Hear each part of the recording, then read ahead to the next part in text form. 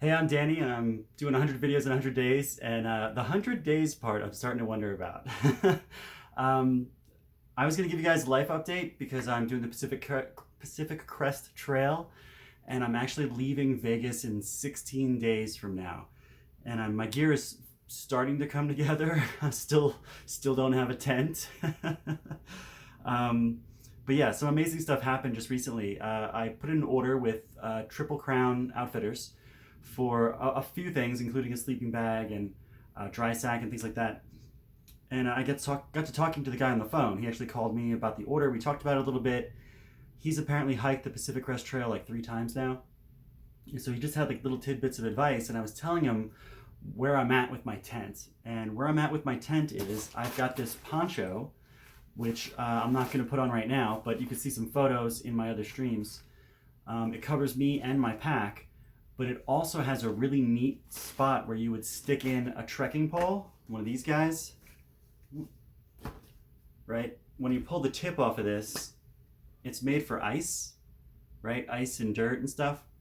And they have a little grommet inside of the poncho that you would put this in and lift it up like a tent.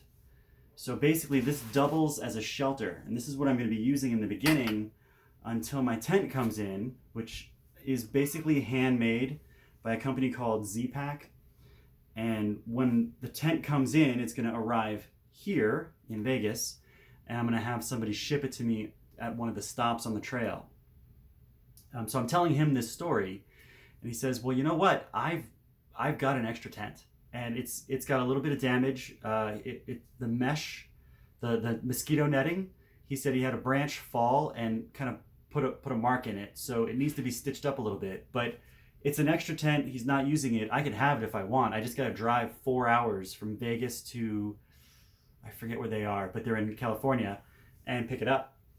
And I was like, wow, that's incredible, because that's like not a cheap tent. Like he I don't know what he offered me exactly, but I'm sure he basically just offered me like a $500 tent. And meanwhile, I'm waiting on a $600 tent. So he also said that pack fit is really important, and if I came by, he would help me fit my pack as well. So I'm talking about Matt from Triple Crown Outfitters, and he is amazing. So if you get on the phone with him, I highly recommend just picking his brain, because he's got some great advice.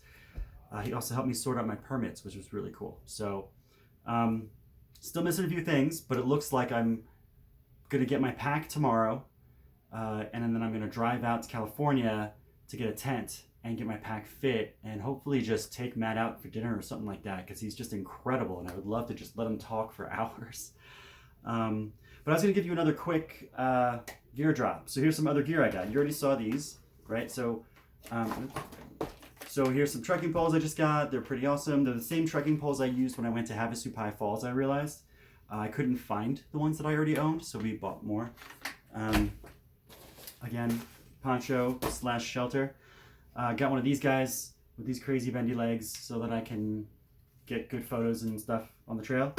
I found my rash guard, right? So I used to surfboard a little bit, or surfboard. I used to surf a little bit when I was in California. I used to live in Santa Monica, and yeah, I used to go down to, what is it, Manhattan Beach, I believe, and take surf lessons and things like that.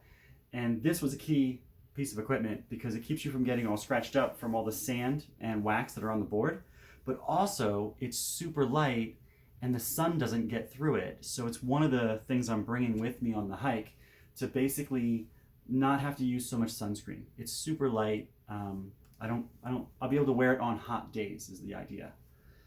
Let's see, I've got pack liner, which is a lot like a dry sack. I've got a second one. I think it was an accident. This is a 50 liter. I think I ordered a 20 liter and they sent me another 50, and I'm just going to keep it because I don't have time. I've got this awesome, actually no, along those lines, I've also got like a quick little like packing cubes. They're super light. I'm definitely going to need that because your pack is just basically just a big hole that you stick everything into, and it's just a big pile. So I'm hoping that the packing cubes color coded is going to help me just identify things just a little bit faster. I got this awesome. It's a headlamp, but it's incredibly light and it's rechargeable through USB, which is interesting. Power is going to be a thing. So I've got this cool little, I don't know if it'll pop open. There we go.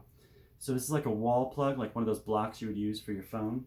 And like I've got like a supercharging cable. And the back of it, it's got 4 different plugs. So I can charge 4 devices at once. And they're all supposed to be super fast charging. I should basically try this though in the next day or two. But the idea is I should be able to charge my phone and my light off of one plug and also charge a battery. And I don't have the battery yet, but I'm gonna get one. Let's see, this was an interesting answer.